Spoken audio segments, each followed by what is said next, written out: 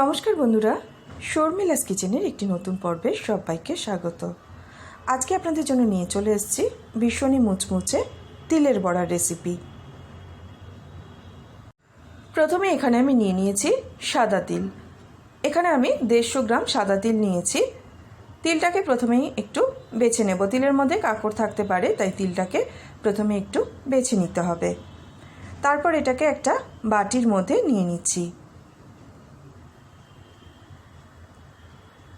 এরপর এর মধ্যে দিচ্ছি আমি 3-4টে কাঁচা লঙ্কা কুচি, দিয়ে দিচ্ছি 1/4 টিস্পুন হলুদ গুঁড়ো, 1/4 টিস্পুন দিচ্ছি লঙ্কার গুঁড়ো, স্বাদ অনুযায়ী নুন দিয়ে দিচ্ছি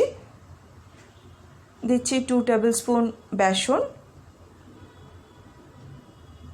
আর 1 টেবিল স্পুন দিচ্ছি কর্নফ্লাওয়ার। বেসনের সাথে একটু কর্নফ্লাওয়ারটা দেবেন, তাহলে বেশ বড়াগুলো ক্রিস্পি হবে। এবার এই শুকনো উপকরণগুলোকে ভালো করে তিলের সাথে মিশিয়ে নিচ্ছি। তারপর অল্প অল্প করে জল দিয়ে তিলটাকে মেখে নিতে হবে। দেখুন, ঠিক এইভাবে মেখে নিতে হবে। এবার বড়াগুলোকে ভেজে নেব। তার জন্য কড়াইতে গরম করে নিয়েছি 2 টেবিল স্পুন সাদা তেল। তেলটাকে ভালো করে কড়াইয়ের চারিদিকে ছড়িয়ে নিলাম।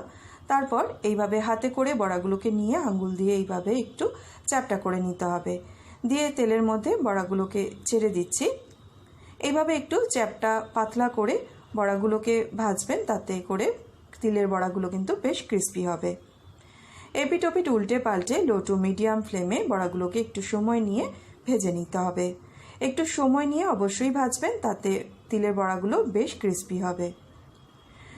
একটা সেট বড়া ভাজা আমার হয়ে গেছে, এগুলোকে তেল থেকে তুলে নিচ্ছি। বাকি বড়াগুলোকেও কিন্তু একইভাবে ভেজে নিচ্ছি। এই তিলের বড়া ভাজতে কিন্তু খুব একটা বেশি তেল লাগে না। 2 টেবিল স্পুন তেল দিয়েছিলাম, তাতেই দেখুন আমার সব বড়াগুলো ভাজা কিন্তু কমপ্লিট। কেমন লাগলো আমার এই তিলের বড়ার রেসিপি অবশ্যই কিন্তু আমাকে কমেন্ট করে জানাতে ভুলবেন না। ভালো লাগলে প্লিজ ভিডিওটিকে একটা লাইক ও শেয়ার করে আমার চ্যানেলটি সাবস্ক্রাইব করে নেওয়ার অনুরোধ রইল। পাশে থাকা বেল আইকনটি অবশ্যই প্রেস করে দেবেন, তাতে আমি নতুন কোনো ভিডিও আপলোড করলে তার নোটিফিকেশন আপনাদের কাছে পৌঁছে যাবে। আজ এখানেই শেষ করছি। দেখা হবে আপনাদের সাথে নতুন কোনো রেসিপি নিয়ে। সবাই খুব ভালো থাকবেন, সুস্থ থাকবেন।